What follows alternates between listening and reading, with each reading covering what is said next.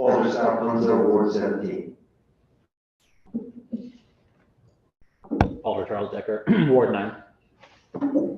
Sarah Miller, Ward 14. And I want to recognize Matt Wilcox, member of the Board of Education, who has joined us tonight. And I know that there are some other members of the Board of Ed who are tuning in on our YouTube page to hear about what's going on in DC, Baltimore, and Brownsville. And before we begin, I also just wanted to say that, this committee, we've been focusing on reading because we know it's the foundation of learning and incredibly important, and also because of the challenges that we've had, especially over the last couple of years with the pandemic.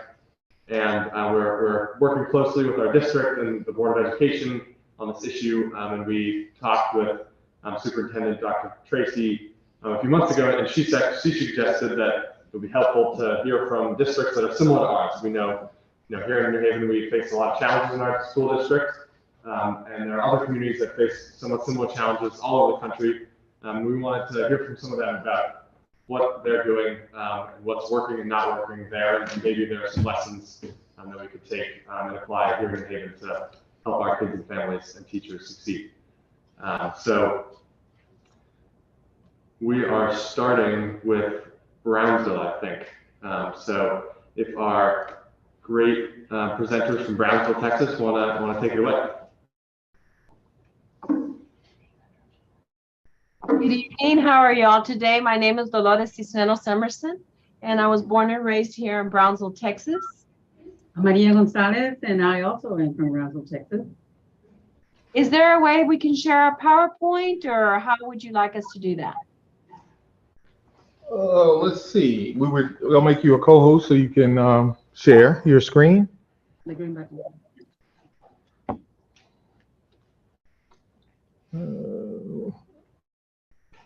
Who are we doing? D. Emerson.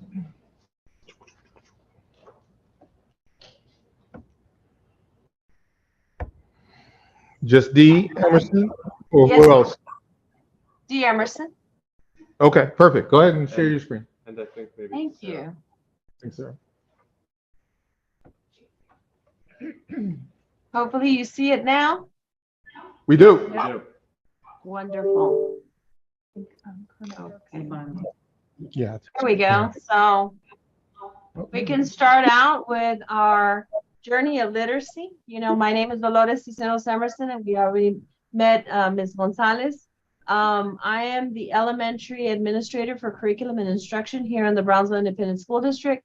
Prior to this, I was the assistant administrator of special services. Prior to that, I opened up one of the schools here in Brownsville that was at the highest level of excellence. And then prior to that, I was appointed as a principal at an elementary school that was struggling, and we were able to get to an exemplary level after a year. After a year, we rallied the teachers and the students, and we were able to get to that level, and we were there till I left for the 7 years that I was there. We are here at the bottom of Texas, the border by the sea, the very tip of Texas. We have we're very fortunate. We have a university, UTRGV, and we also have Texas Southmost College here in Brownsville. So they offer a great deal of dual enrollment courses for our students. So our students starting in high school, they can start taking dual enrollment courses. It doesn't matter what pathway the student is at. If they're interested in going into the dual enrollment courses, they can. And the ultimate goal is for them to get their associates by the time they graduate. So this is our first year. We had approximately, I believe, 300 students in our district that received their associate's degree that graduated this year from our 6 early college high schools. So here in Texas, we're on the border. We're ranked the poorest city in the nation. We have a population of over, actually it says 100,000, but we're well over 1 million. And 37% of our population live below poverty level. 90% of our population are Hispanic, and 50% of our population here in Brownsville with high school diploma, and there is a need to improve literacy. Yes. So these are some of our demographics within the district. So we're at about 40,000, almost 41,000 students. We used to be close to 50 pre-COVID. Like we said, in the district, we're at 98% Hispanic, 90% economically disadvantaged, 68% are at risk, and 36% are emergent bilingual English learners. When we talk about our literacy journey, it all started turning around with this initiative, Brownsville Reads. It was a grassroots education reform from the community in combination with the district. And it was all about looking at the science of teaching reading since we had great need at the time. This was during the 1980s, 1990s. We came up with a plan of 5 cycles of teacher training from Nyhouse Education Center, which is in Houston. The goal was to train all of our lower grades, kinder to 3rd grade teachers with language enrichment, which is based on the Orton-Gillingham approach, which is structured literacy, very prescriptive. All the kinder teachers received also reading readiness training. Middle school and high school teachers received multi-sensory teaching of reading, which is all coordinated around colors and things that they can connect with. Writing and spelling. The university also was with us, and they included 4 additional courses in literacy to teacher preparation and students. So right here, just really quick, gives you our plan at the time, 1996 and 97. This was our planning time. We had discussions, we had meetings, task forces. A strategic plan was developed for 5 years. And we had, at the time, back then, we were very proactive, distance learning. We took our teachers through these trainings from Nyhouse in sets of 10 days of training. And it was through distance learning going on. With this in mind, these were our goals. I'm not going to read them all to you, but it was all around literacy. Lots of training and beefing up our dyslexia teachers. Because at the time we felt there's got to be something to this that's deeper than just regular classroom instruction. So the dyslexia teachers really took a lead and got super trained on basic language skills and advanced basic language skills training from Nyhouse.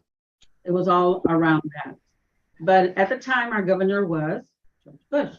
And he said, I think Brownsville has responded more than any other town in Texas to his, he wanted everyone to be reading by 3rd grade, okay? He says, I never believed this community would pick up the ball and run with it. And you see the logo there of Brownsville Reads. We had that everywhere. And I don't know if you can see it in your screen, but it's still one of our logos is up here in one of the shelves. Going on, he had a decade of success with that initiative. With the support of the community and everything, there was a reduction in special ed referrals. Our reading and writing scores improved tremendously. There were studies being conducted here. DELS, SAIL, Quest, Scale Up, those were all out of Washington. Diane August and all of her staff, all of them brought into Brownsville about $30 million in initiatives, and our graduation rates improved. Okay. He won the Broad in 2008. Anybody that knows the Broad knows that that's like the Oscars in education in the nation. So we won that, even though we were the poorest urban group.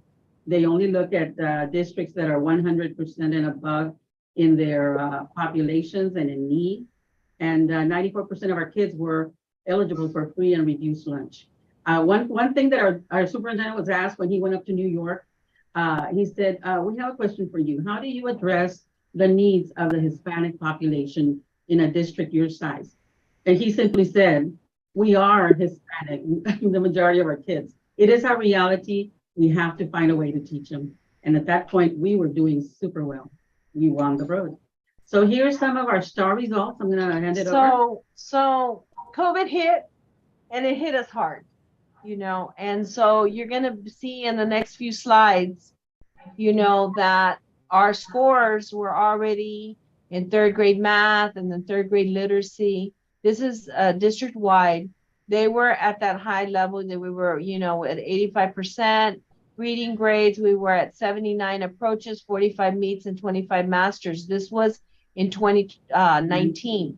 But in 2021, we got a big hit where the scores went down to 39%, 53% because the students, we were going through virtual learning.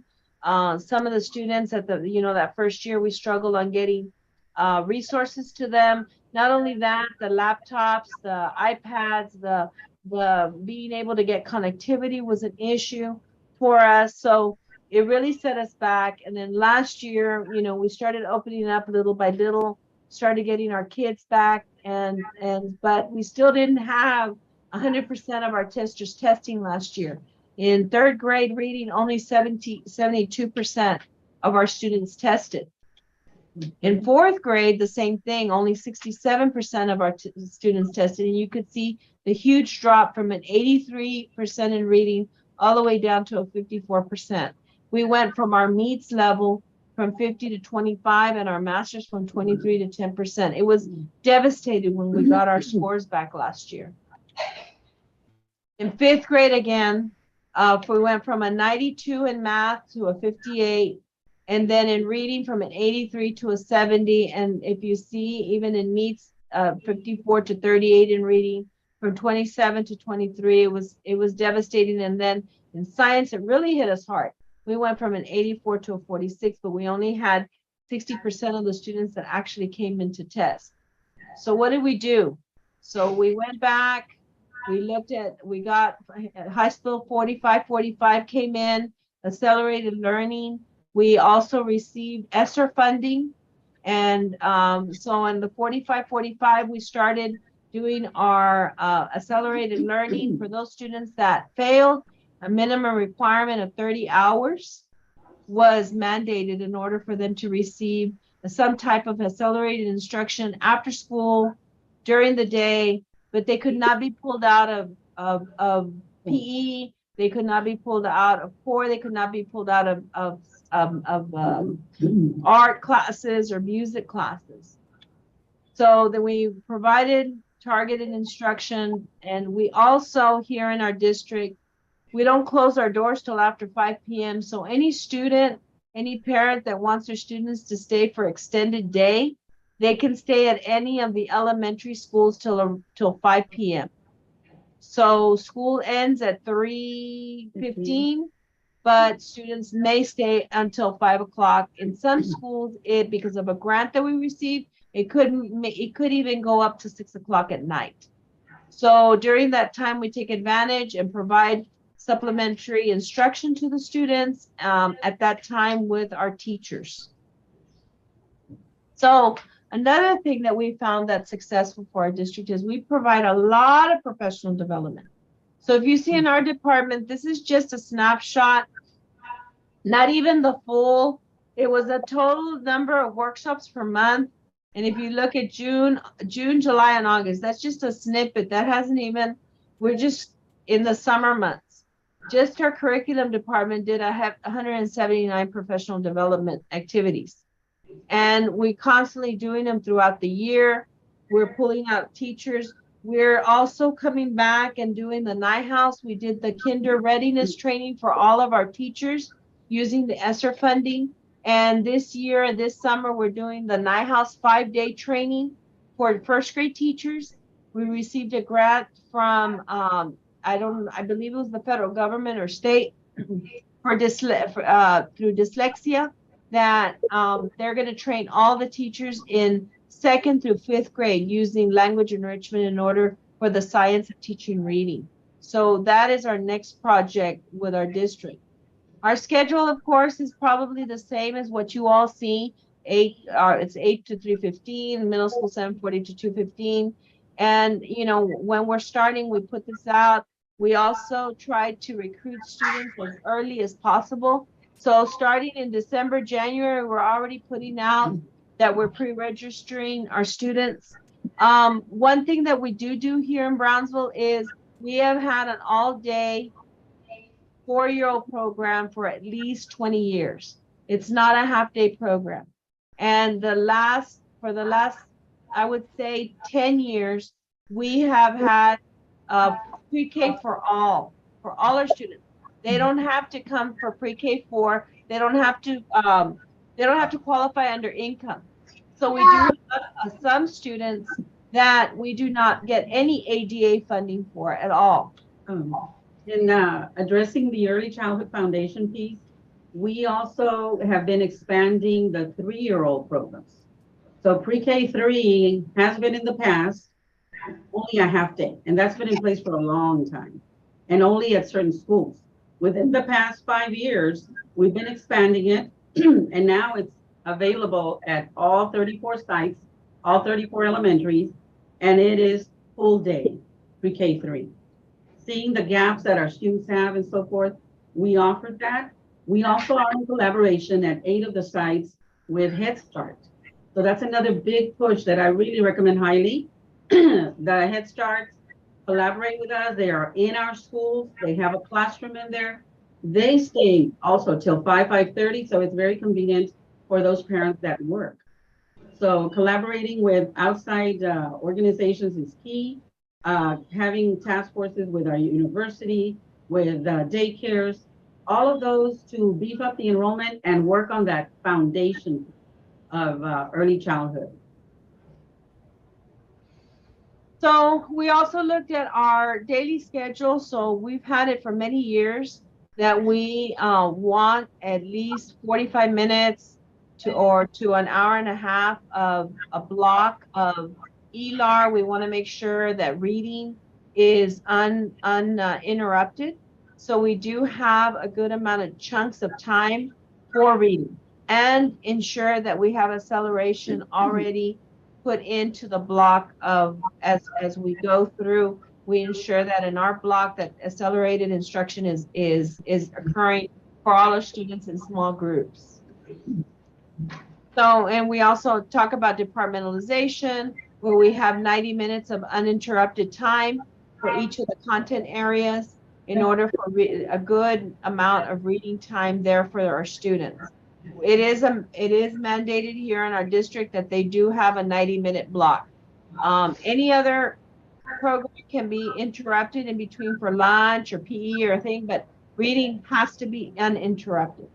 And it's very, it starts with language enrichment, it starts with a foundation, it starts with everything. And now the state is requiring that we have a good phonemic program, or phonics program for the early grades. So we need to ensure that in all of the grades that we have a good phonics program. Yes, and all of this schedule, we just wanted to share it with you, but all of this is supported with all of the training pieces. Nothing happens that doesn't address the schedule and the pieces of instruction. One of the things that has supported our schedule and all of our delivery of instruction was the fact that we were a Texas Literacy Initiative site for Texas. It happened in Nevada, it happened in other places. This came at the time of Obama and Race to the Top and so forth. So if you look in the website under TLI, Texas Literacy Initiative repository, I really recommend highly you go look there. It has the 5-6 years of training, and in that site, it has all of the PowerPoints, all of the resources that were used to hit literacy.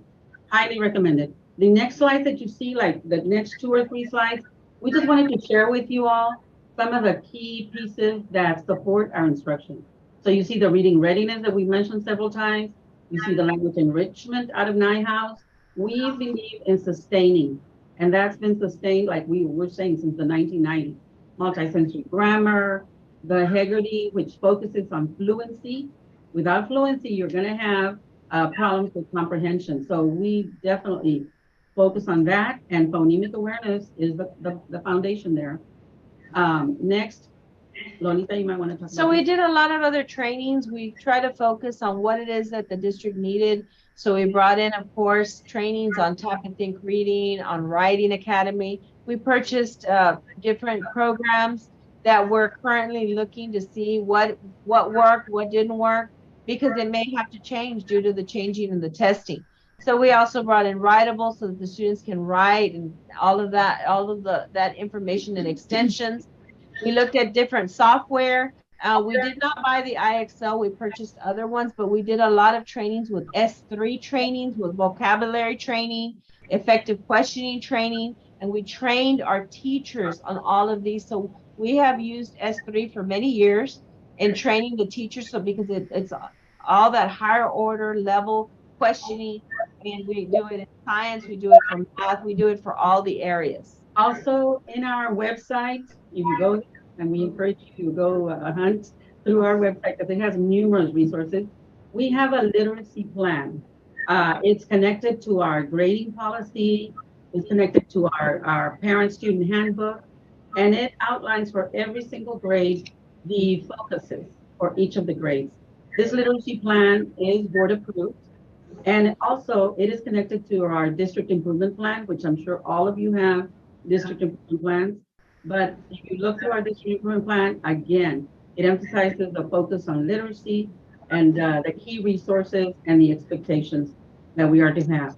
In Texas, now we have House Bill 3 that requires that you have from pre-kinder all the way to 5th grade, a 5-year targeted progress monitoring plan. And in our district, we also have progress monitoring for every grade all the way up to high school, where kids are reviewed, where are they at in their literacy targets, and it's just an expectation, okay, to focus on literacy. And the last one, family engagement.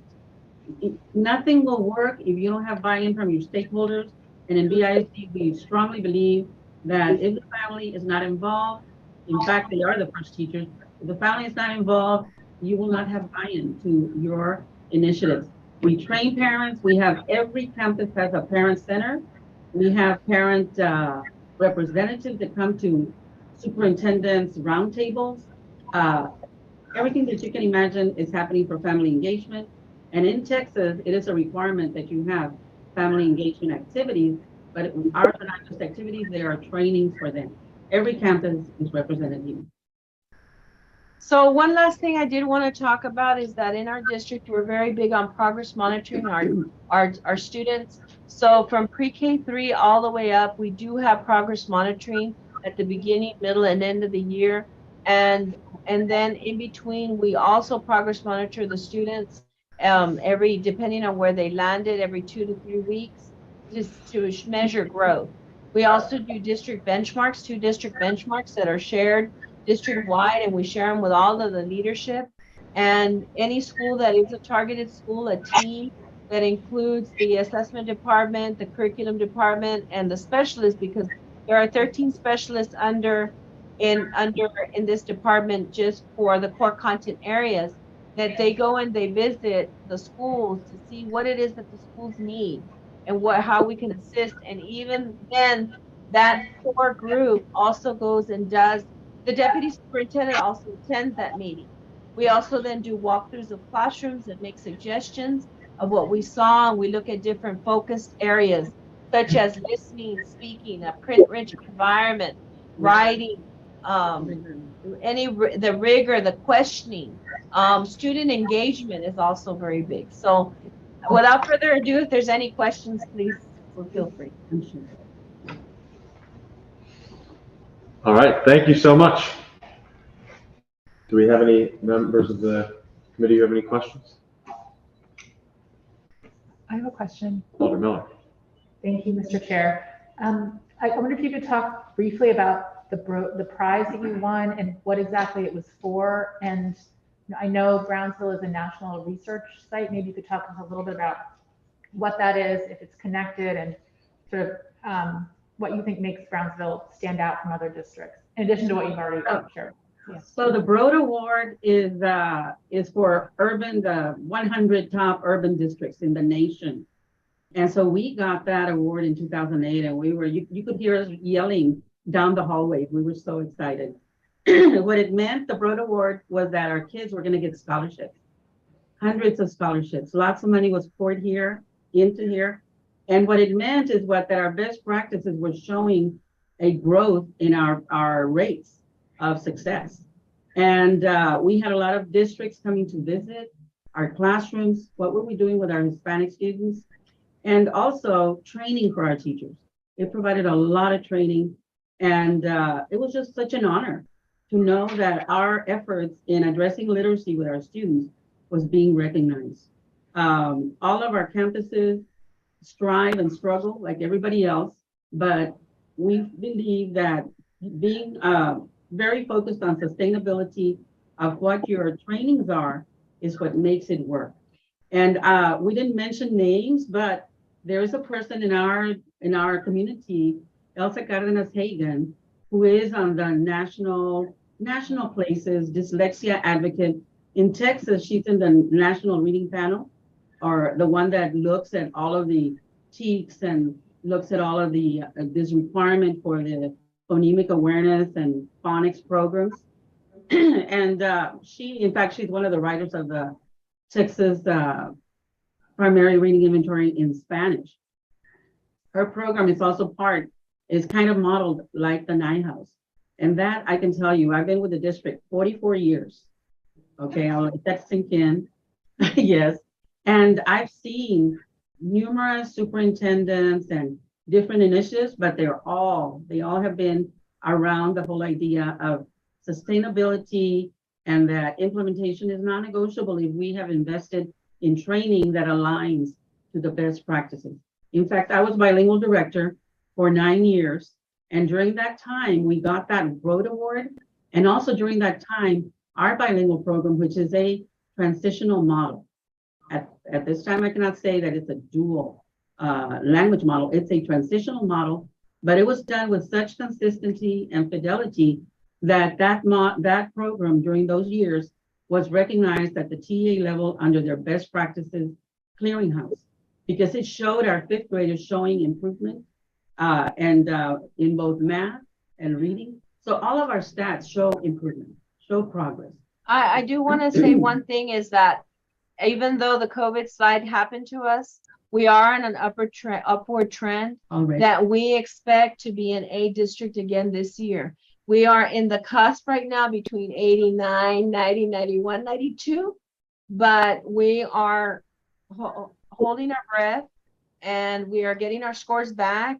And it seems like all of our schools made the progress that they need, and we're hoping that we will. And I'm calling it right now. We should be an A district when they come out. If not, we're going to be a very high B, yes. But we should be an A district. We are already aiming for that, and that was our aim from the beginning of last year. That's what we were visualizing and the supports that we were doing.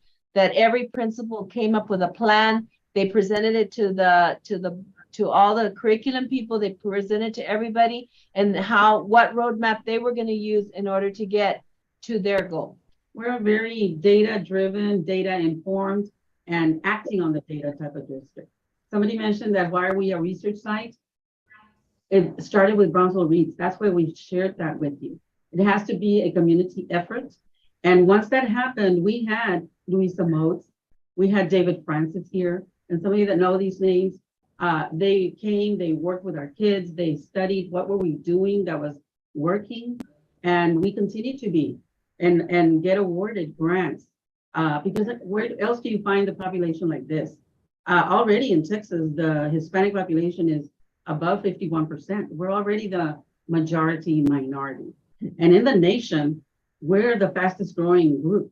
So whatever's working in Brownsville with our population is worthy of replication. And so that's why all of these grants and researchers are interested in coming here. We hope you do too. I'm sure we would love to do that. Well, Alfonso has a question. Yeah, if you had to pick one really important aspect of showing growth in the school district, as your school district is showing, what is the most important component of that, or one of the most important components of successful literacy and math growth? Okay, I didn't hear exactly. Were you asking in showing progress, what was our most important strategy? How do you obtain that? How important is professional growth? Well, we are, the expectation is there for growth.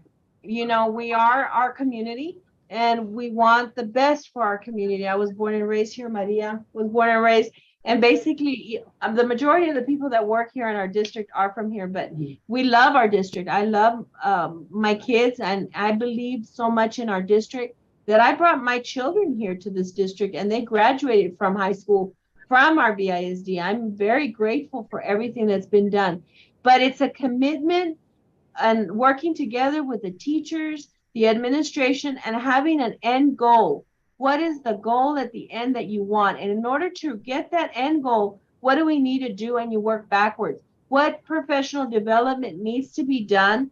What expectations? How many walkthroughs? So for example, each campus administrator is expected to do at least 10 walkthroughs a week. No exceptions. 10 walkthroughs a week. And they're supposed to have those courageous conversations with the teachers and say, okay, it's not an I got you. So the principal has to have that rapport with the staff in order to be able to say, okay, this needs to be done better. This needs to, how did it go? How do you feel you could do better? And it's a growth mindset. The whole that everybody's going to grow and that we're going to grow together, because if you don't have if the teachers aren't following along and the students aren't progressing, at the end, you're going to end up with nothing. So we ensure that we're looking to try to meet the needs as a district of each campus, allotting the funds that they need in order to purchase whatever we need to purchase district-wide. Now we knew that the need was intervention. We purchased a great deal of materials for intervention, such as those Haggerty intervention, because we knew that those third graders hadn't been in school since kinder.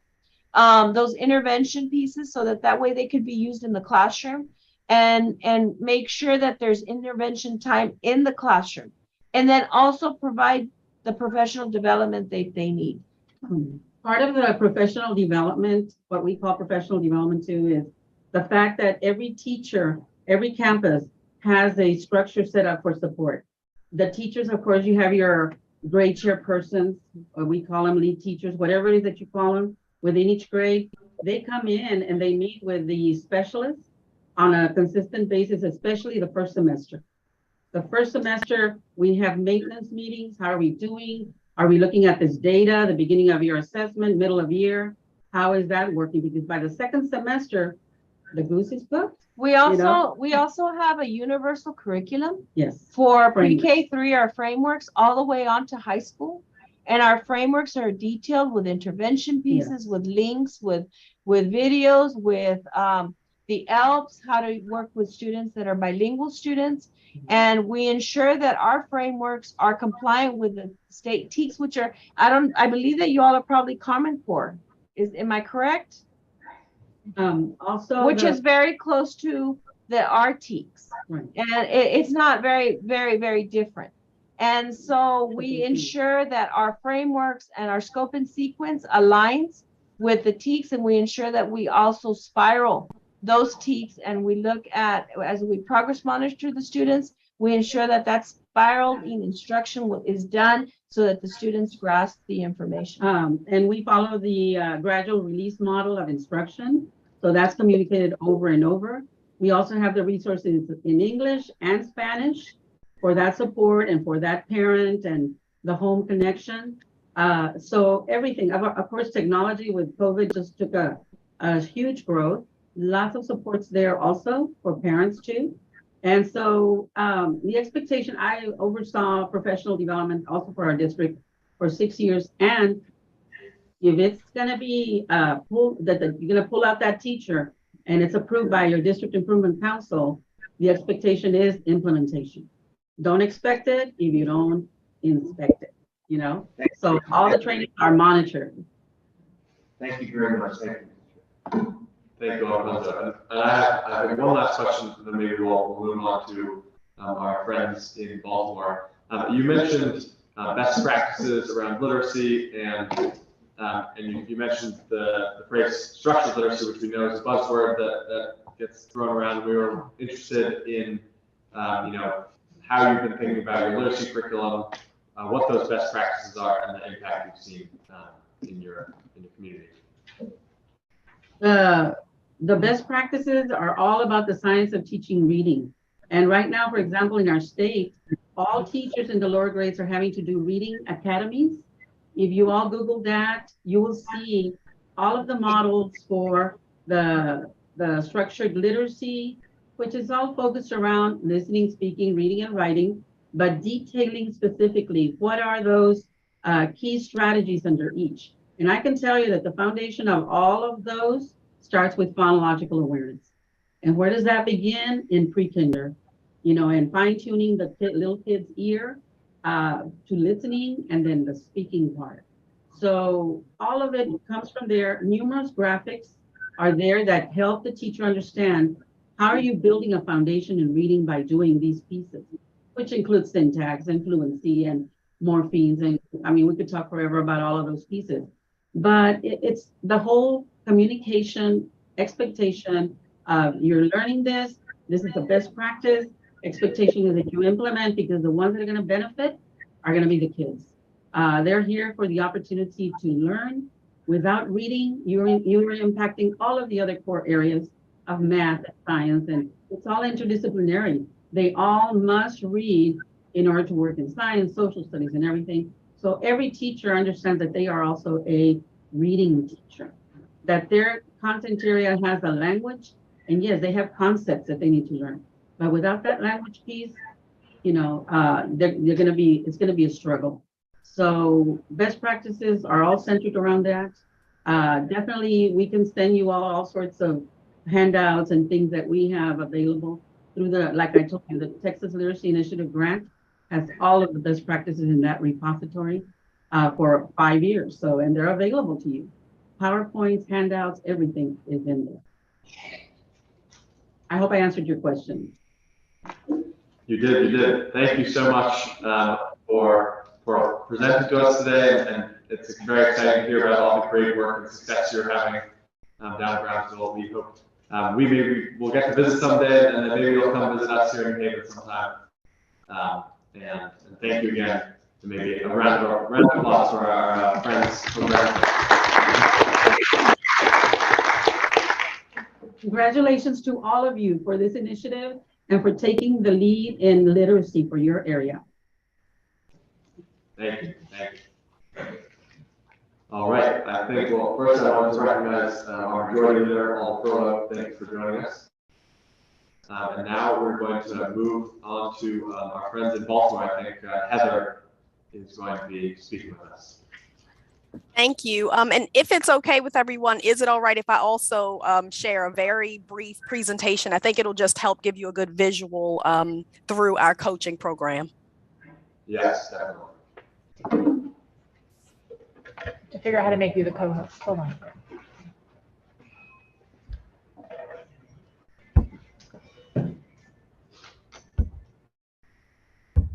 All right, you should be.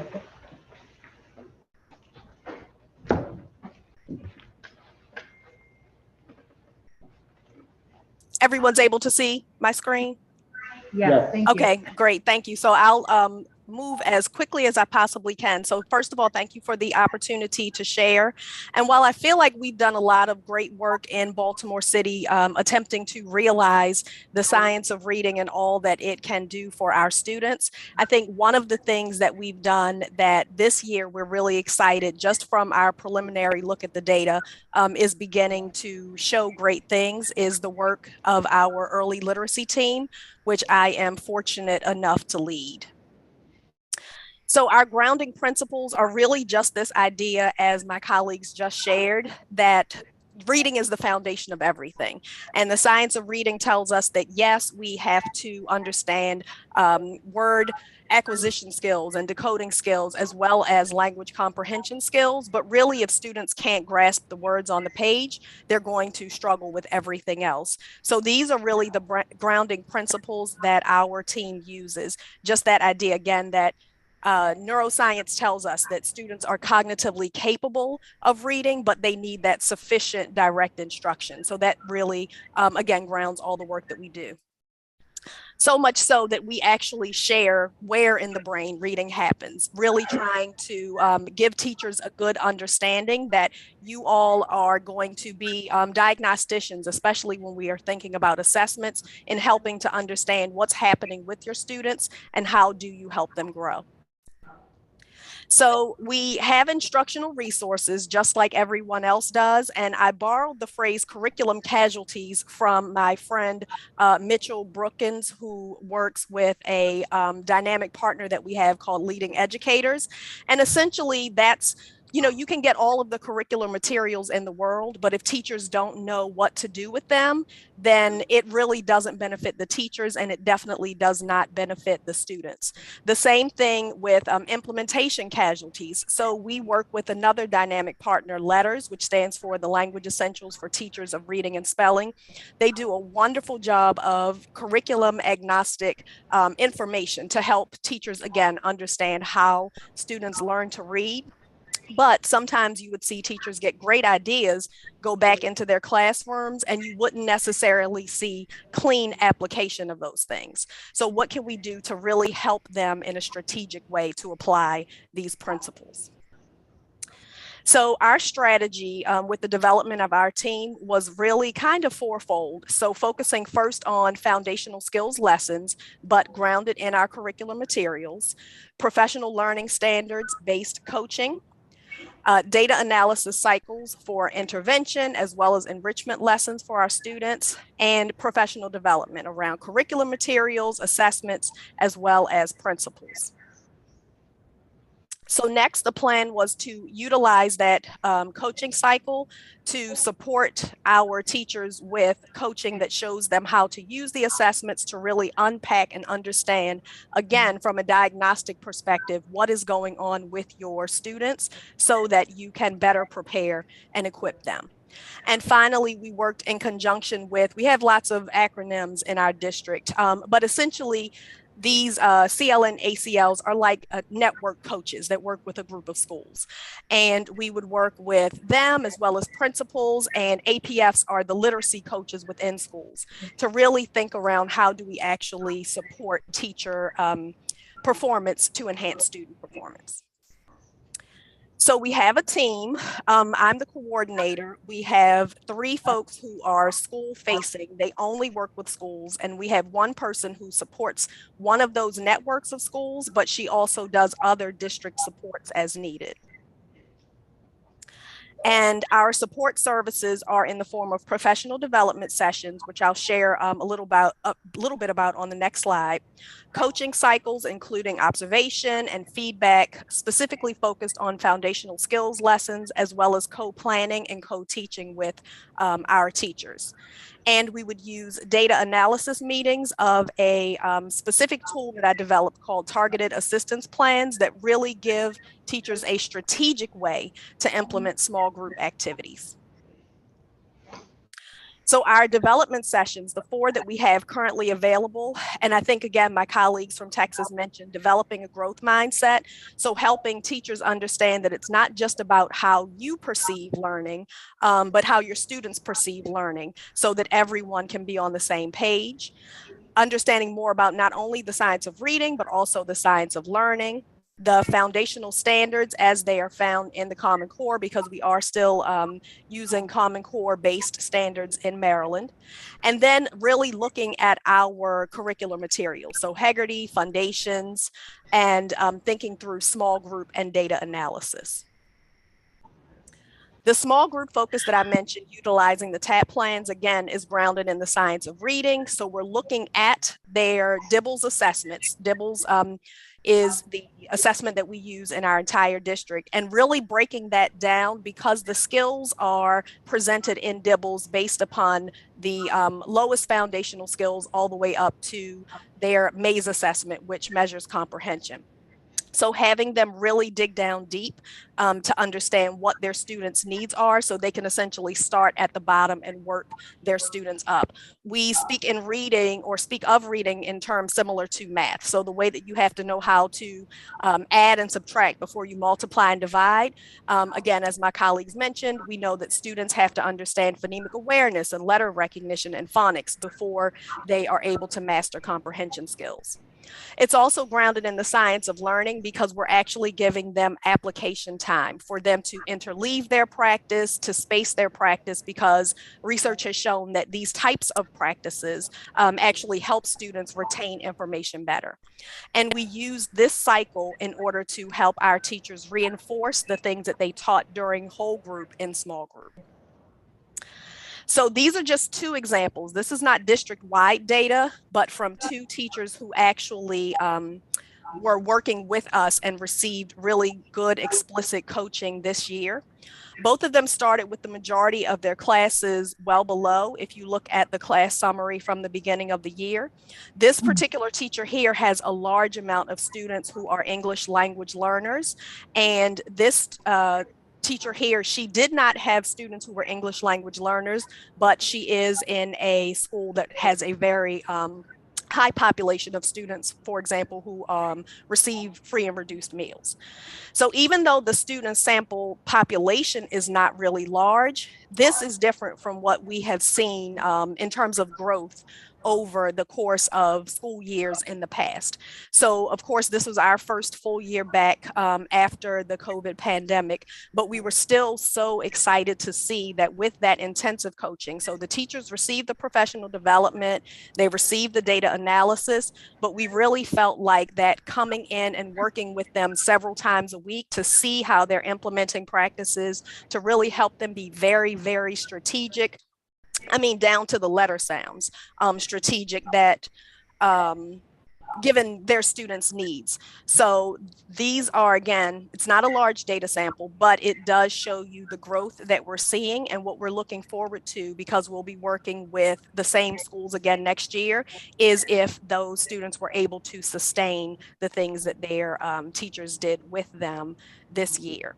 I hope I didn't go too fast, but I did want to give you an idea of the things that we've been trying to implement. Our focus has really been on being very strategic and deliberate and helping teachers understand exactly what it is that their individual students need. Excellent. Thank you so much. And I know we also have Jacqueline Elford, I think, from Baltimore. Maybe if you want to say a few words, and then we can do some questions about Baltimore as a whole. Sure. I am Jackie Elford, and I'm going to hit this from a little different way. I'm not a district person. I'm in a school daily. I'm from Northwood Elementary School in the city of Baltimore, and I've been there for a long time. I am one of those acronyms, APF, literacy coach. Test coordinator, also first lunch shift, a few things, but my love is literacy. And I've been working with Morgan State University and Dr. Gibson, who could not be here today, and I'm sorry she couldn't because she is so knowledgeable on this subject. And because we're a professional development school with Morgan State University, we get their student interns. And she has been very instrumental in pushing the science of reading for her students at the college level and getting them the training that we all need. They have hers, and she was instrumental in getting grants through the Maryland State Department of Ed for her students to get Orton Gillingham training and really understanding the science of reading. And then we benefited from that because their students come to us and work with our children, but also our teachers were allowed to get the same training. Now, it was training that occurred virtually. It was right in the beginning of the pandemic, in this first summer of the pandemic, and 6 of my teachers volunteered to do it. It wasn't mandated. And the nice thing was it was intermediate training for Orton Gillingham. Our primary teachers, under the direction of early learning, have learned a lot and know a lot about phonemic awareness and phonics. Problem we find, or I find, and I'm only specifically talking about my school, is that our 3rd, 4th, and 5th grade teachers lack the knowledge of reading. They can teach comprehension, they can teach writing, but when they get a student that comes to them, and especially after what we've been through in the world lately, they come without knowing those phonics skills, and the teachers don't know what to do with them. And then what happens is, and I've seen it many times, then you have a 5th grade boy who's bigger than I am sitting there thinking, why am I here? I have no idea how to read this. And then you end up with your behavioral problems. So, and then what happens? No, in middle school, they're not.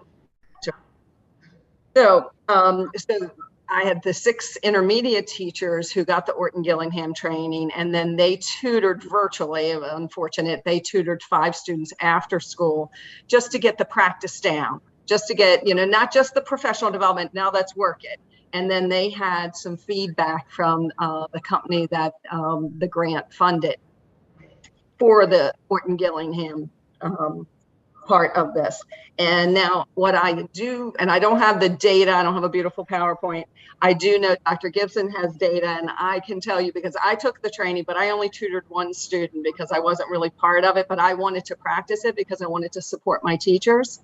And I know her data just increased dramatically and her confidence increased.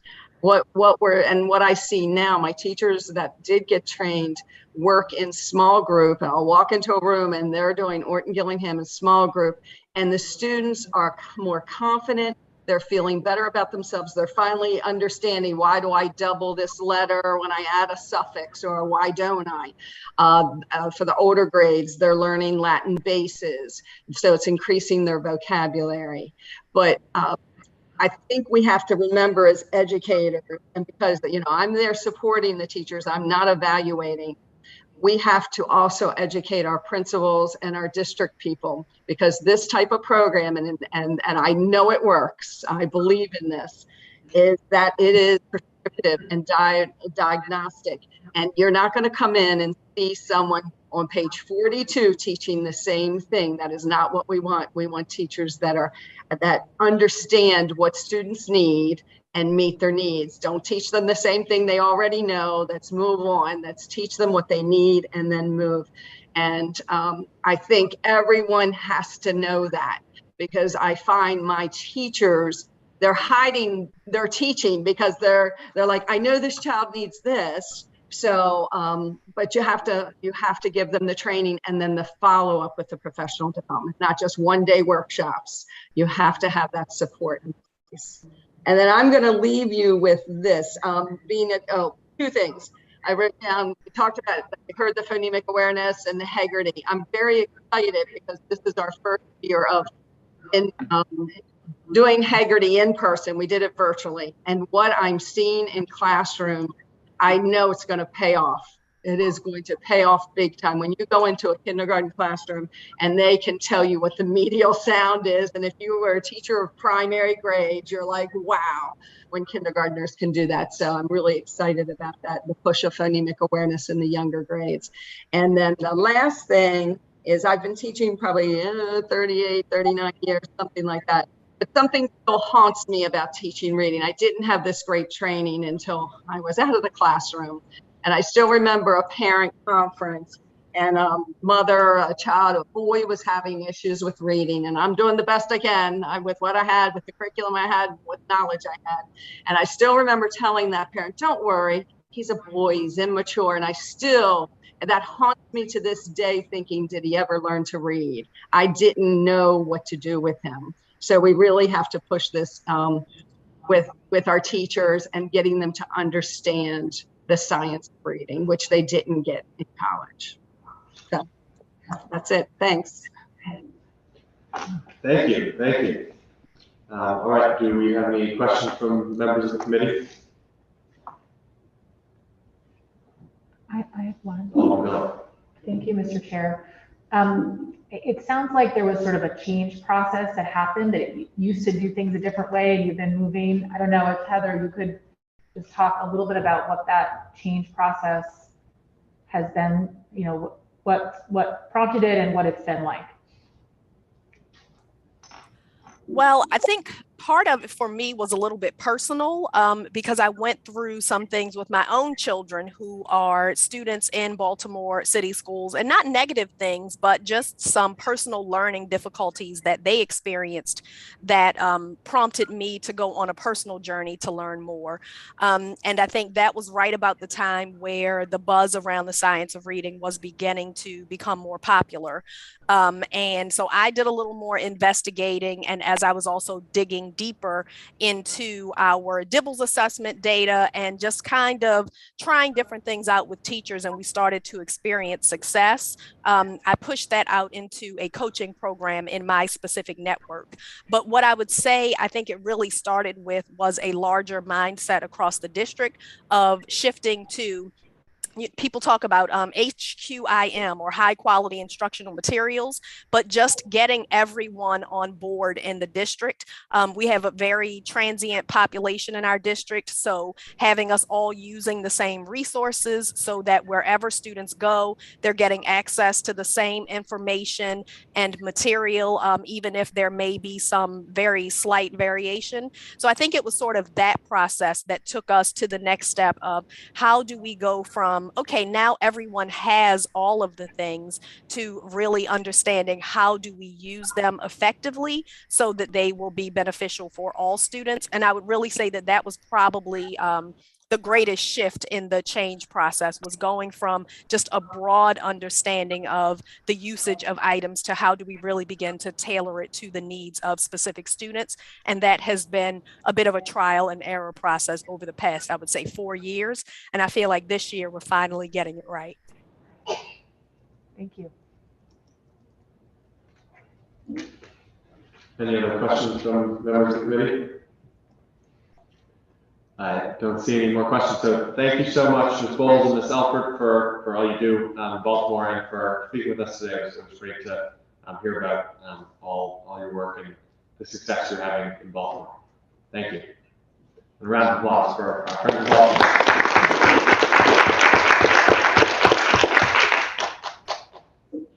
And now I think we will move to our last group from Washington, D.C., and we're looking forward to hearing from you.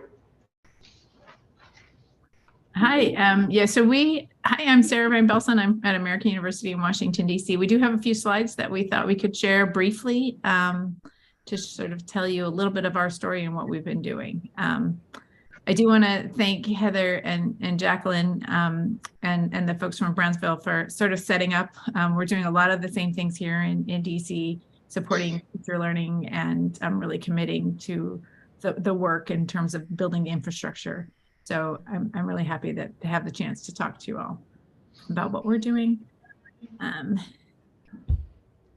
Should be co-hosting. Thank you. So you don't really want to hear from us at the universities. You want to hear from our colleagues in the school system. So again, we have Kim Jackson, who is the Chief of English Language Arts for the DC Public Schools. Kermit Burks, who is a principal of one of our schools in DC, Noyes Elementary. I'm Sarah Irvine, and Annie Carabell and I are researchers. And what we're going to talk to you about today is a little bit of a research practice partnership that we have underway, really committing to the science of reading and supporting teacher and leader learning. So I'll just start off with a little bit of context and then hand it to my colleague, Principal Burks, to kind of talk about what they learned and how things are going.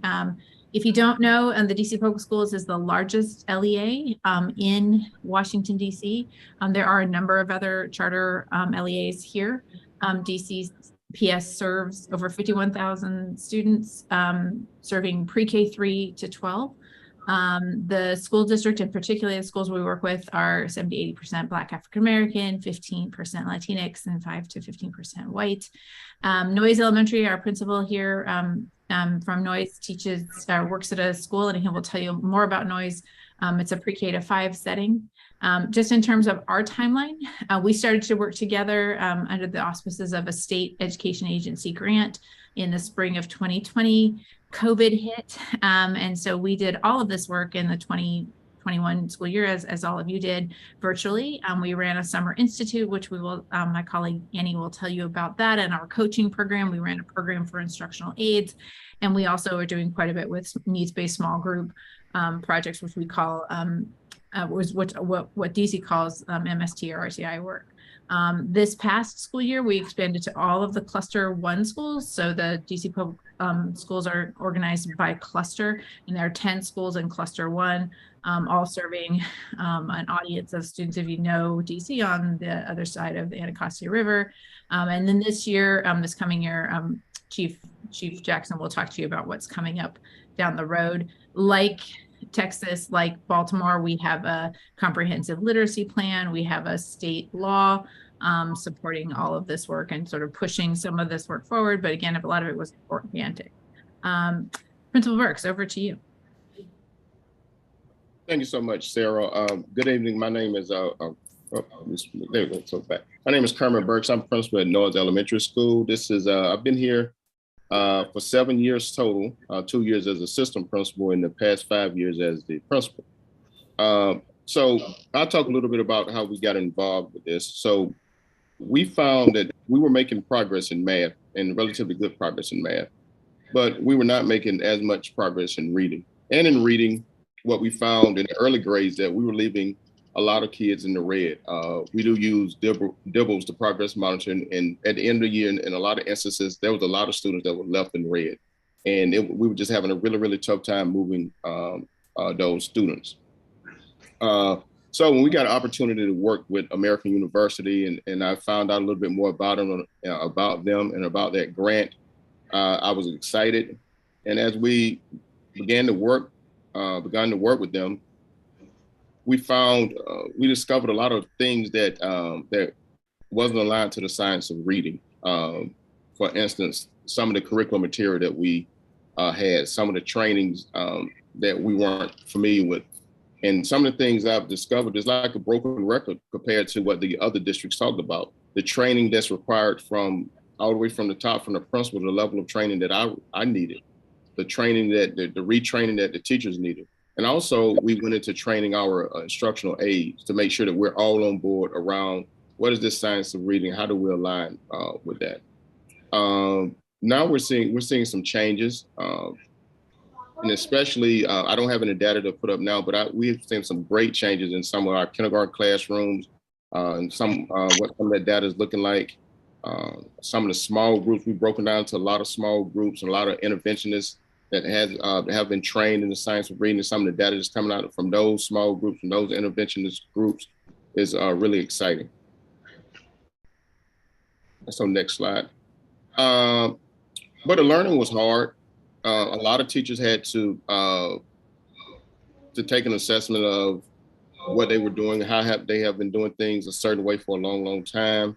Balanced literacy, like a lot of other places, that was the norm here. But it just wasn't moving all of the students, and not enough students.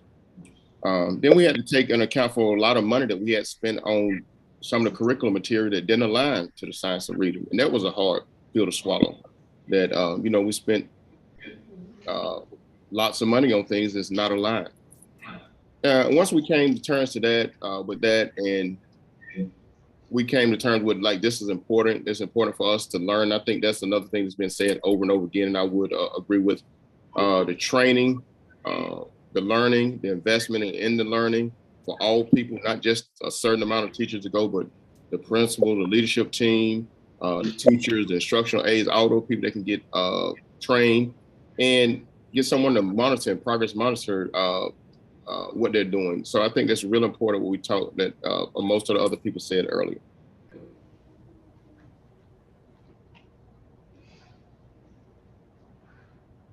So with the goals, we have like shared goals, and here we have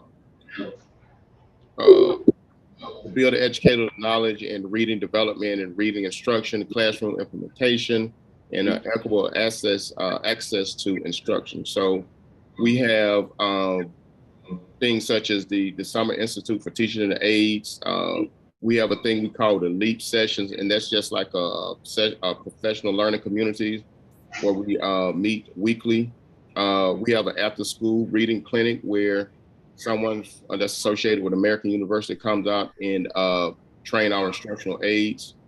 Then we have the weekly leadership meetings And also along with the MTSS and the RTI process where we can monitor those students that is going through the process.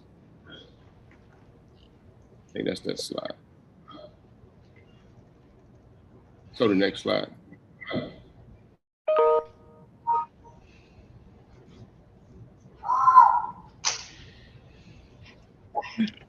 Excuse me, sorry, Principal Burks, if we can just surprise you, one of your lovely instructional leaders shared with us because some of your kindergarten data. So if we can just brag for a little moment about the success of kindergarten. Here you see kindergarten from the beginning of the year, the middle of the year, to the end of the year. And I know you spoke just a few minutes ago about leaving students in the red, and this year there weren't really many students left in the red. What you're seeing here is going from 23% at or above grade level at the beginning to 68% at or above the end. And this is, we're still in COVID. This is still a COVID year. And so I just want to congratulate you all on this tremendous growth this year. Yeah, this looks like the entire kindergarten cohort. So there's tremendous growth. And this is with like coming off this COVID year, attendance is still an issue in a lot of instances. So we're very, very hopeful moving into the next school year, getting people back in the routine of coming to school consistently, that it should really take off.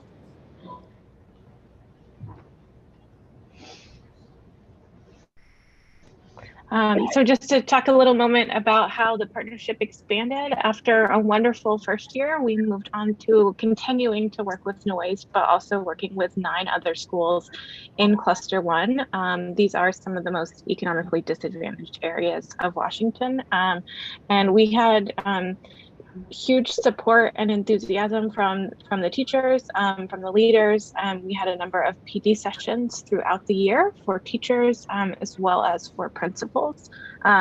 We can skip forward a little bit just to see we like the other districts, we have a ton of professional learning that we offer and that we record and that we share with school-based leaders as well. Just a little bit here about our approach. We're really thinking about everything we know from the scientific perspective about how reading develops, but we are really also thinking about our foundational beliefs in equity and anti-racism. And so we make it a point to talk about the effects of racism, to talk about representation in books, to talk about the effects of dialect and language variety, and to make sure that we can talk about these from an asset-focused perspective. And I'm going to pass it on to Chief Jackson.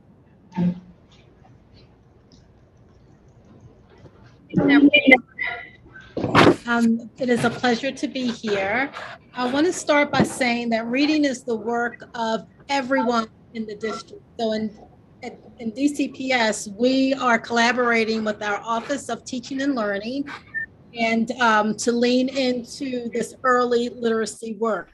We wanted to provide every student in each of our schools with access to foundational skills instruction that is systematic, explicit, and diagnostic.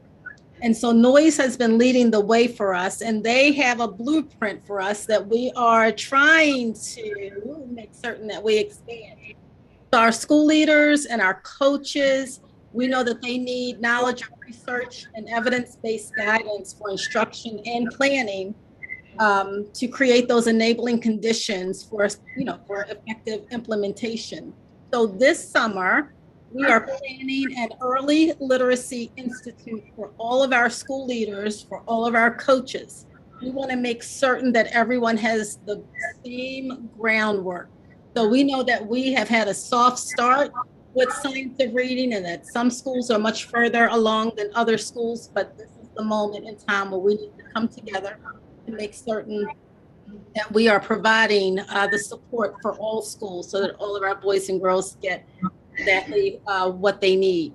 Some of the things that we have done to make this happen, first, as you've heard about our collaboration with American University, which has been phenomenal, not only for Noise, but in Cluster 1, but also for a few other schools within our within some of our other clusters, but also we have individual coaches, assistant principals, and principals who are participating in programs at AU that have been beneficial to entire school communities.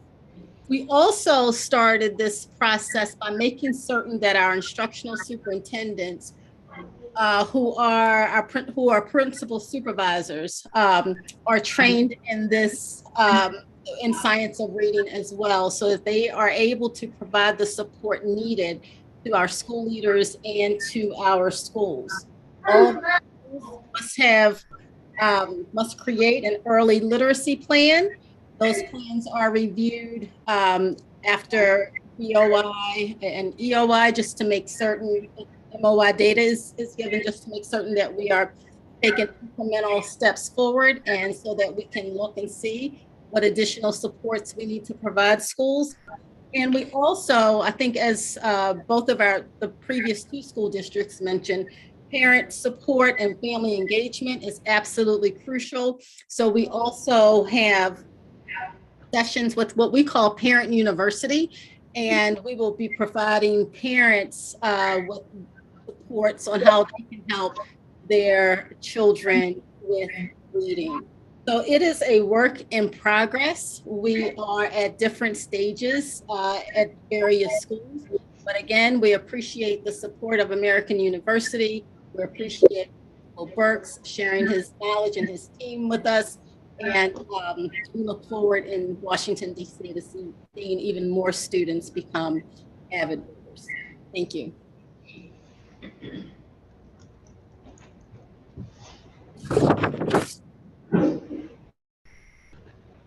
Thank you so much. That was fantastic, and I will now see if any members of the committee have any questions.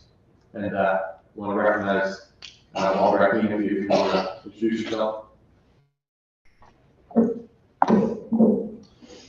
Darryl Brackeen, Ward 26. And question? I do. I have been on Zoom. I just wanted to thank all of you for your presentations. It's just been absolutely phenomenal. And really, I just wanted to commend you all on the, through tough times that we've been through during the last year and a half or 2 years or so, the impact and the change, it can happen, right? And you all have pretty significant larger school districts in comparison to ours. I was just wondering, in dealing with your partnerships, how do you all bridge the gap between your city councils or your legislative bodies and the Board of Education in terms of collaboration that's effective? Outside of just creating task forces and working groups, how have you bridged the gap to ensure that your legislative council and your legislative body actually has a collaborative and effective relationship between you all as the Board of Education and instructional leaders in your districts?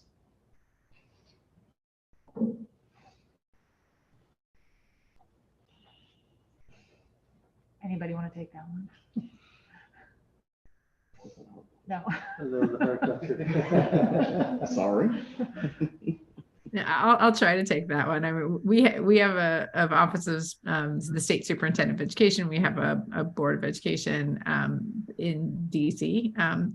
We are, taxed and not represented, but we'll just remind you of that being the 51st state. But I think one of the things that our education leaders and our policymakers at the board level and in our state education agency appreciate are playing our own roles, sort of the place where the university can come in and frame the science, where the school district leaders and the deputy mayor for education can really understand the needs of each of the districts. I think one of the things that I think DC does well, I know you're probably shocked that we do anything well here, but I think the one thing we do well is we're a small town, and outside of that stuff that happens down on Pennsylvania Avenue, we do work very closely together, and there's great partnerships with all 9 universities in Washington, D.C. with the school system. So we're very, very fortunate to get to work with DC, and we feel really proud of that. And I think that the leadership and the legislative leadership understand that we each kind of bring our own perspectives in terms of research or in terms of voicing and making sure that the history of DC continues to grow. I don't know if others want to jump in. One of the things in Brownsville is that most of our organizations communicate with each other and they invite themselves to different events. But mostly the conversations are always centered around the kids. And so the kids are our future. We got to invest in the future, provide opportunities for them to get a good, solid education. And so the parent piece, even though we just briefly mentioned it, is huge. The parents are connected to the different organizations and they will speak up. So the more informed your parents are, I think more buy-in, you'll get more buy-in from every community group. Okay, that's in Brownsville, that's the key. And I would say here in Baltimore, one of the great benefits to us is that fortunately Maryland has a new initiative with the MD Leads grant.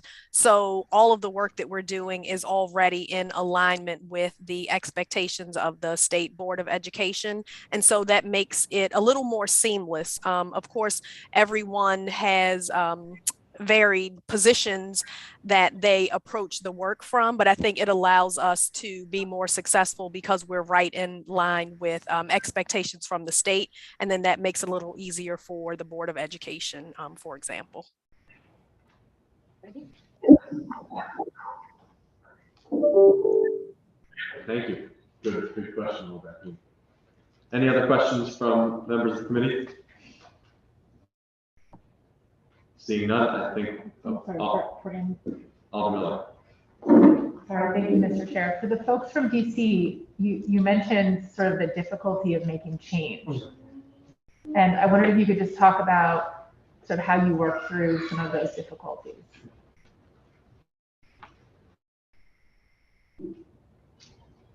I think for me, it was getting people on board to understand that the students, all students need to make progress. And I think driving that message, when we look at that data, like, look, all students are not moving. And so there's something we're not doing. There's something something else that we can do. And I think that was the big point for me. I've been around the school for a long time. So, that was one way of, being able to have a relationship with a lot of the people here. But just getting them to understand that, look, all students need to move, and we have something, we have a tool we have a system that can help get us there. And I think that was the thing for us. Okay, thank you. Question from Alderman. Thank you, Mr. Chair. It's more of I do know that the presentations you have provided are probably proprietary. However, they have a lot of useful data. And I just want to ask through the chair if we're able to ask for that information, those powerful presentations, because they do have useful information that we could probably refer to back when we try to come up with a plan ourselves for our own district. So if it's okay with you, through the chair, we can get that information, that would be great.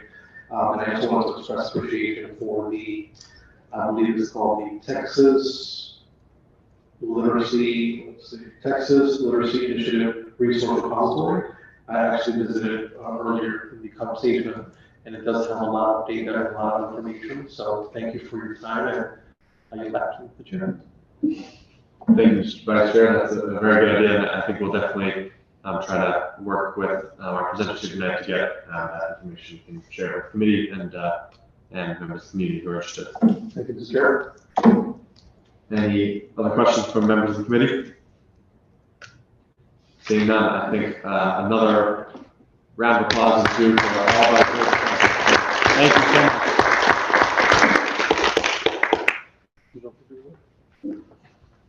And now I think, I'm not sure, I think, Missy, do you have any members of the public who are looking to testify tonight?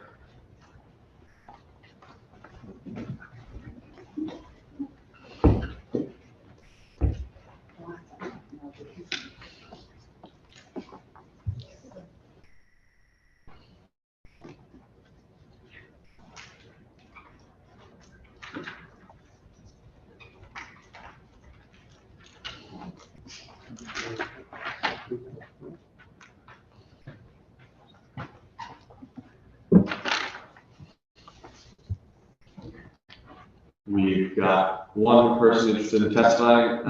Sarah Levine, if you want to come up and give your testimony, we'll try to stick to 3 minutes. Yeah.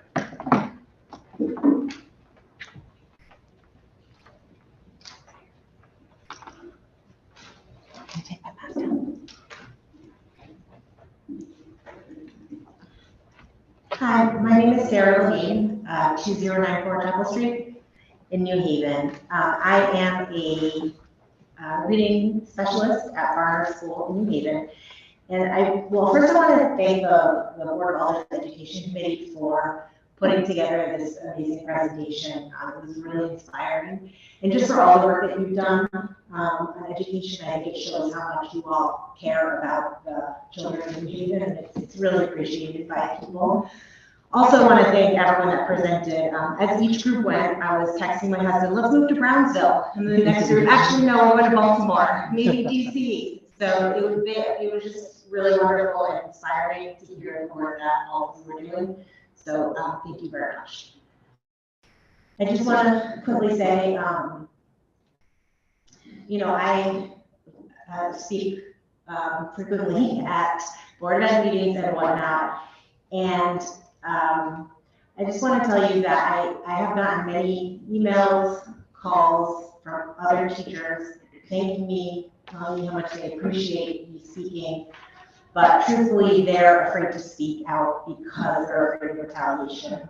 And I can tell you that it's warranted because my principal received many phone calls from people at the top levels of the Haven asking him to stop me from talking. And thankfully, I have a principal who supported me and said no, and said you need to call her and talk to her, which he never did. But that's why more people aren't talking, truthfully. But a lot of people support this work and want it to be done. I think it's an important data point that no one from the literacy section of the Haven Public Schools is here. In fact, nobody that works in the central office in the Haven Public Schools is here, and that's a pretty big data point.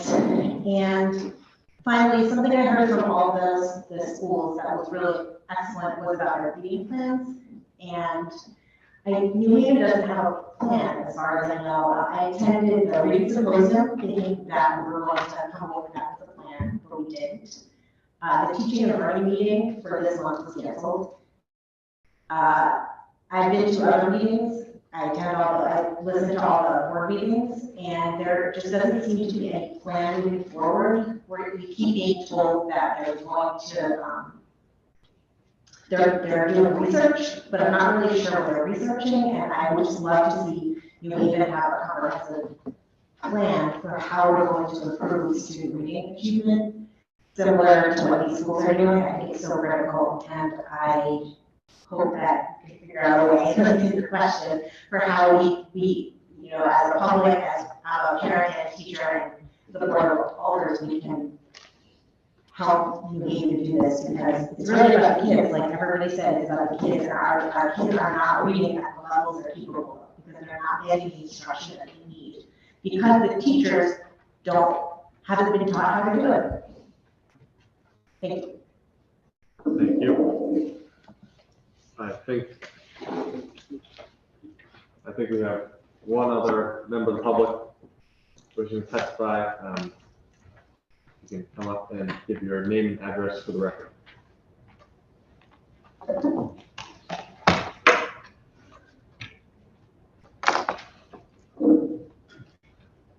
Keep this over. You can take it up. Okay, just for speaking. Hi, my name is Kat Calhoun. I live at 288 Eastern Street in New Haven. From California, I have a lot of experience working with English language learners and native speakers in improving their reading. I have a longer written thing, which I'm not going to go through tonight, but if you look at the third part is a diagram, which, sorry, on Zoom you can't see it, but in one school site we had 60 students and approximately, 45 of them completed their reading to a final assessment. Between 10 and 15 hours of tutoring, the majority of the students, you can see, increased by more than one grade level. And in my opinion, that's phenomenal. I went through school after phonics had gone out of the public schools, and in 2006, I was introduced to it. I've tutored math off and on all my life. That's my teaching credential and experience in engineering. I found in tutoring math, it's the word problems that kill kids from 4th grade on. Yes, there's other mechanics, but it's the word problems and reading literacy. So I moved over to the reading camp and have been tutoring reading predominantly and training tutors to tutor reading. Phonics is a big part of the science of reading and what's coming back now and was expressed by each of these districts, and I really appreciate that. I 100% support phonics, and I want to share with you one student story. I was asked to tutor math for an 8th grade boy who wanted to play sports in high school. He couldn't read the instructions, so I asked to do a reading assessment. He read it in the 1st grade level as an 8th grader. He had been funneled into special ed and labeled with something and just never taught to read. So I started tutoring him in reading. When he got to 2nd grade level reading, he had major changes in his life and confidence and personality, noticed by relatives, by teachers. When he got to the 4th grade reading level, I did a little extra enrichment with him, and it was the end of the budget that his parents and relatives were willing to pay. A month later, his uncle told me the boy bought a book to read with his own money. And the boy stayed in school, graduated high school, played sports, and you know they have to pass all their classes with a C or better. So just getting him to the 4th grade reading level and some other skills got that boy to graduate high school and teach and coach in the community for other sports. So beyond basic literacy, 3rd, 4th grade level, you may be familiar, some of you, with the Waldorf program. They don't even teach reading until 3rd grade, but by the end of 3rd grade, they're as good as the kids who've been in the public schools. I had a tutor who didn't learn to read till 4th grade. You can believe I gave her 4th graders who couldn't read. And the kids were so delighted to know that here's this young, beautiful adult who didn't learn to read until 4th grade, and now she can help them read. So I would suggest that you and the Board of Education look at intervention first at the 3rd, 4th grade level, because inertia, we've got a big system going and a lot of curriculum in place and teachers that are trained in what they want to teach as well as what they need to teach. And by handling that 3rd, 4th grade level, we will short circuit a lot of the problems with attendance, with discipline, with dropouts, with drugs. That 3rd, 4th grade reading level can be achieved in a reasonable number of hours with phonics. And the program I've used was Teaching Modern Phonics, developed by Applied Scholastic, which in my opinion is a much simpler version of phonics than others I've looked at. And I'm sure nobody raised a flag and told me I was over my 3 minutes, but I'm sure I've done that. And I would be happy to present or ask questions at another time and place or do a Zoom workshop to give further information, but absolutely get more phonics in at the elementary level. Thank you. Thank you for your testimony. Do we have any other members of the public wishing to testify? I will say it a second time. Do we have any members of the public wishing to testify? And third, do we have any other members of the public wishing to testify? Seeing none, do I see a motion? Mr. Vice Chair. Mr. Chair, I move that we close the public portion of this workshop. Second. Hearing it moved in second, all in favor say aye. Aye. All opposed? Abstaining? The ayes have it. The public portion of the meeting has been closed. And do we have, I guess, do we have any members of the committee who wish to make any comments? Alder Brackeen. Thank you, Mr. Chair. I have a series of questions that I would like to pose for the record to the administration of the Board of Education. So here we go. Why wasn't a representative sent here to address this board about such a crucial topic? That's question number one. Question number two, why was the literacy symposium closed off to members of the press in order to inform members of the public what was happening behind closed doors to inform folks around such a crucial topic? Three, why hasn't there been direct input, feedback and collaboration from our reading coaches, our literacy coaches, and folks that have been on the ground doing the work involved in terms of creating the framework, a comprehensive literacy plan for the school district.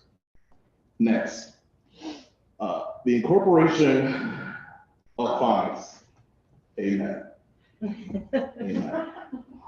Why has this school district refused to follow the letter of research, science, and proven data concerning the use of phonics at an earlier grade level, i.e., as a parent of 2 New Haven Public School students, one moving up to kindergarten, the other to 1st grade. Great teacher, I'm going to shout him out. Mr. D. Nicola at Davis Street School. If it wasn't for his ingenuity and the introduction of programs such as the Lexia program, mentioning Hooked on Phonics, and other additional apps to apply for the schooling of my kids, and in conjunction with the great work that he was doing in his classroom, why are models like that not raised and used and replicated? Next question. If literacy is a priority in terms of closing the achievement gap and the opportunity gap in this district, why have we not utilized the resources of the emergency funding to address an emergent issue such as this? Lastly, to address the shortage of literacy coaches, English teachers, so on and so forth, why has the emergency funding not been utilized to improve the training opportunities, to provide teachers and educators an opportunity to travel the country, to go to districts, such as been presented today, to come back, present, implement, and execute on the great work that's already been established? We've heard from presenters tonight for well over an hour with years, close to a decade, I think Brownsville mentioned, of data, research. They've been through what we're trying to achieve. Most importantly, last question. I mentioned the question earlier concerning a more effective collaboration. I sat on this committee for 9 years as an educator, nonprofit leader, and one who was taught in the New Haven Public Schools. Okay. A task force is always created. We appoint 2 members of this committee to join them. I've been on many of those. And then to find that the task force ended or is not supported, and the reports and recommendations that are created are not implemented. When are we actually going to have a moment to have a real, effective conversation first, coupled with action? Those are my questions for the record. Through you, Mr. Chair. Thank you all, Raheem. We will do our best to get answers to those questions. Any other comments from members of the committee? Alder Miller. Thank you. I want to underscore the questions from Alder Raheem. I also want to say I think there are many, many challenges in our school district that feel intractable, and this is not one. We know this is a problem that we can solve. There's a path for solving it. It's not a magic bullet. It takes creativity and ingenuity and leadership. But we know that it can be done. We know that there's a process that can be gone through. And I'd like to see us step forward into that process rather than sort of bickering amongst ourselves. So I hope that this can help to show what's possible and that we can start a new kind of collaboration in that direction. I'm looking at by the way, my para-educator, Ms. Chambers, from 30 years ago, who helped teach me to read. So I just want to say thank you, Ms. Chambers, and thank you for being here. Thank you, Alder Miller. And before a motion to adjourn, I just want to thank again our presenters from Brownsville, Baltimore, and DC. And we're very grateful to you for sticking it out to the end and for sharing all of your experiences and wisdom with us. It was really great. And thank you to all the members of the public and the community who came out tonight. I think as we've talked about, we are really hoping for collaboration and looking forward to working with all of the folks in the community, the Board of Education, New Haven Public Schools, parents, students, and teachers to do the very best that we can for our kids. So thank you, and Alder, Vice Chair, Presto. Mr. Chair, I move to adjourn. Second. Hearing moved and seconded. All in favor, say aye. Aye. All opposed, abstaining. The ayes have it. We are adjourned. Thank you, everyone, and have a good night.